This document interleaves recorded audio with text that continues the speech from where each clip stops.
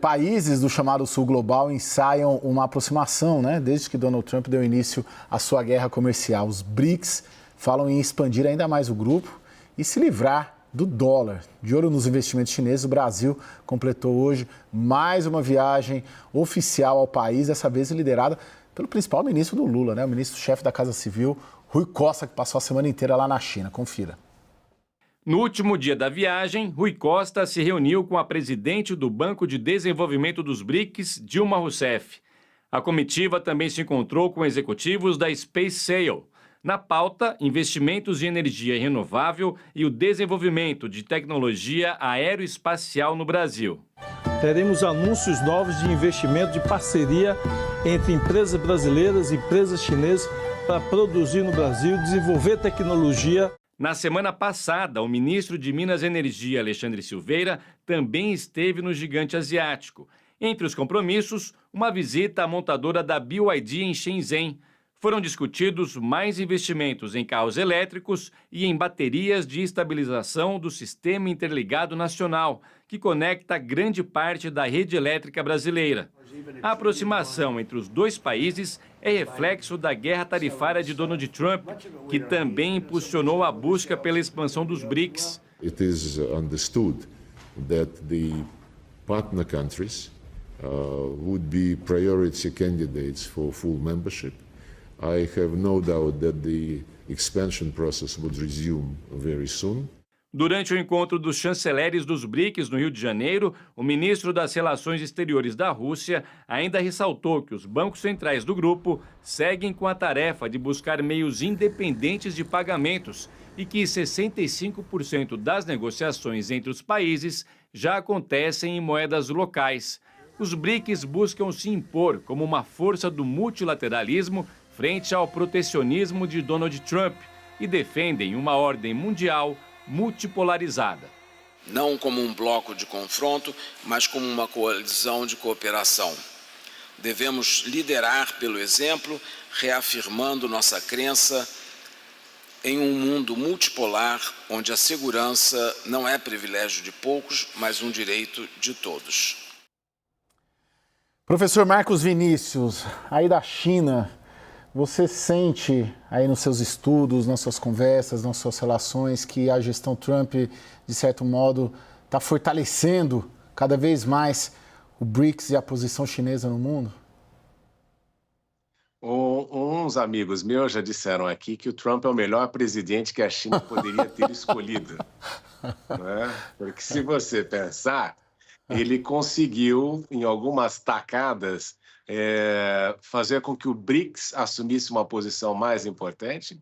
Eu sempre achei o BRICS extremamente relevante para o Brasil, porque nos coloca num patamar diferente com um país emergente, mas no Brasil a gente demorou até um pouco para entender isso e queríamos ter uma posição diferente e até muita gente estava reclamando do processo de expansão do BRICS. Mas o que nós notamos é que é importante para a China.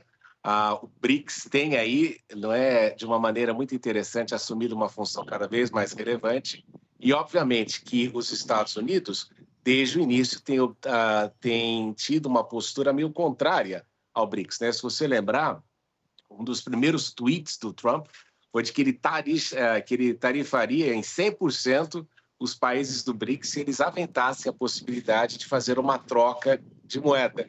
Então, você vê que o BRICS está causando preocupação e este é um processo todo de mudança que a gente começa a observar internacionalmente. Mas é muito relevante, né? Porque, atualmente, o que nós vemos é que existe uma opção e essa opção é muito relevante para o próprio mundo.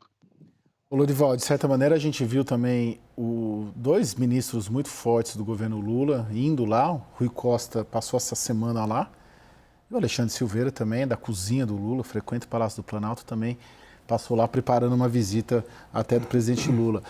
A gente já falou várias vezes disso aqui, né, Lorival, de como o coração do governo Lula bate, é vermelho e bate pela China. É vermelho, está do lado esquerdo. Mas eu tenho uma sensação, acho que já conversamos disso ao vivo aqui, inclusive, com o William, de como agora Trump deu a justificativa que o Palácio do Planalto e o Itamaraty talvez precisassem para abraçar de vez os chineses, eu não sei se você tem essa percepção, ou se é natural que o movimento do Trump jogue o Brasil nesse diálogo mais intenso, que já era intenso. Mas eu tenho a impressão que o Brasil sentou no colo dos chineses, isso impulsionado pelo Trump. É uma janela de oportunidade, né? Porque a China tem interesse em compensar a perda de comércio com os Estados Unidos e o Brasil é um fornecedor de commodities que pode, em parte, substituir os Estados Unidos. É claro que há limites para isso, né? De produção, de oferta e tal. Agora, eu vejo o governo brasileiro cauteloso, assim, em termos diplomáticos, né? Nessa reunião de chanceleres dos BRICS, no Rio de Janeiro, se fosse pela China, haveria uma declaração final culpando diretamente os Estados Unidos, né, condenando os Estados Unidos pelas tarifas e tal. E o governo brasileiro foi um dos que evitaram isso, provavelmente junto com a Índia, né, e criticaram as disrupções no comércio internacional, mas evitaram citar os Estados Unidos. Tanto assim que não houve acordo e por isso não houve uma declaração final conjunta. Eles deixaram para os chefes de Estado, em julho, pelo que eu entendi. Se eles conseguirem acordo até lá, porque se não houver acordo, não vai haver também declaração final dos presidentes, né? Comunicado final. Pode ter uma declaração presidencial, mas não um comunicado final do bloco, né? Também tinha uma outra divergência com relação a querer apoiar a ampliação do Conselho de Segurança, dos assentos permanentes. Agora, por causa dessa ampliação que o Marcos mencionou, Egito e Etiópia, por exemplo, não vão apoiar a África do Sul como o candidato africano a esse assento. Então, abriu-se aí uma divergência.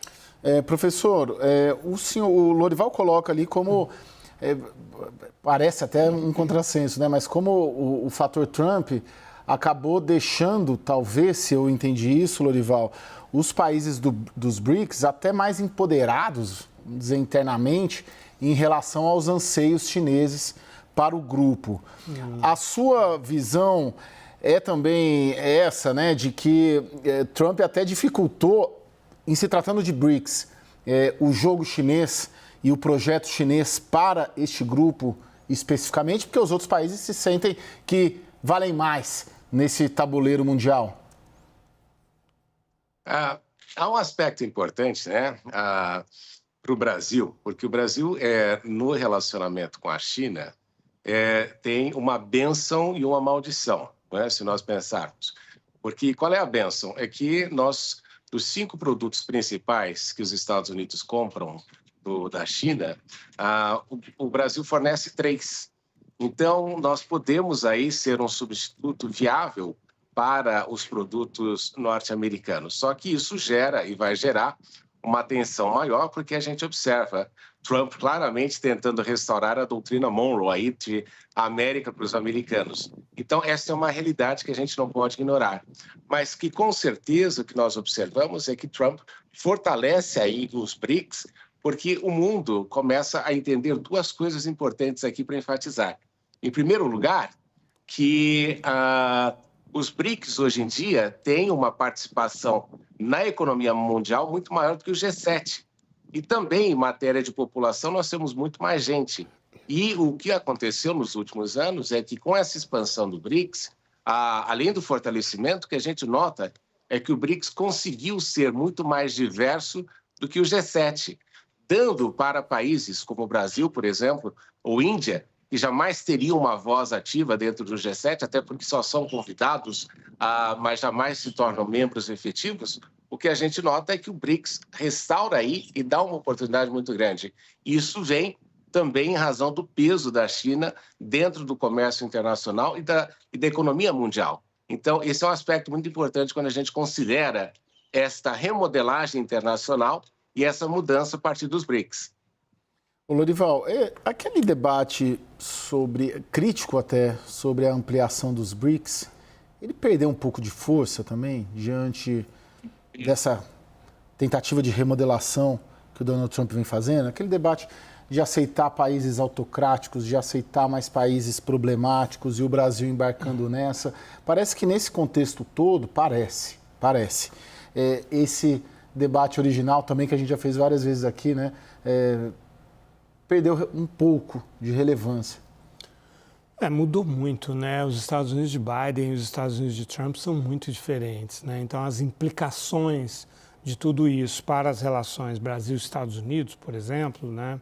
Ou BRICS-Estados Unidos, se você quiser, ganharam outras conotações, né? Outras nuances. Então, por exemplo, no que diz respeito à Rússia,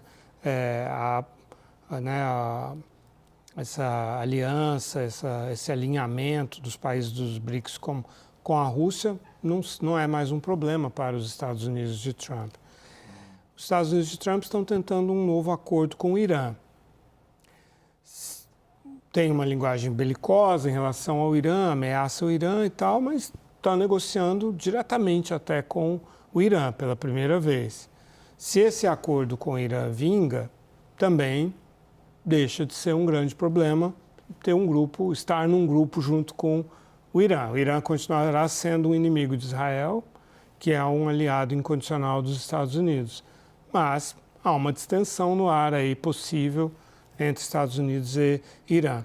E, acima de tudo, a questão das autocracias, aquele embate entre autocracias e democracias também se dissipou, né, que era uma chave importante da política externa do Joe Biden, não é do Donald Trump, definitivamente. E o Trump só tem um problema estritamente comercial com a China, mercantil. Se ele resolve esse problema, ele é um admirador do Xi Jinping, ele quer dividir o mundo, a doutrina Monroe, né, quer dividir o mundo com a China e com a Rússia. Então, o maior ruído agora, potencialmente, será com a Europa, né, entre BRICS e Europa, porque a Europa continua no mesmo lugar, defendendo as mesmas coisas que no ano passado. Sim, professor, eu tenho exatamente um minuto, peço brevidade, aproveitar a sua sabedoria ali em relação à China. Acordo China e Estados Unidos em relação a tarifas está próximo ou longe? Difícil nesse momento, né? Porque você tem uma queda de braço aqui em que o presidente Trump diz que está negociando e os chineses dizem que não estão negociando nada, porque o presidente Trump diz que está esperando o telefonema da China para atuar nesse momento. Mas o que está muito claro aqui, e isso eu gosto sempre de enfatizar, é que se você fizer uma análise aqui da população, o povo está muito a favor da atuação do presidente Xi Jinping e entende que ele está correto e que esta ação dos Estados Unidos não está levando em consideração o fato de que as empresas americanas são, historicamente, as que mais ganham desse processo todo, não é? E que a China está sendo vítima da atuação dos Estados Unidos nesse processo que está acontecendo. Então, o que nós notamos é que existe um apoio nacional nesse processo.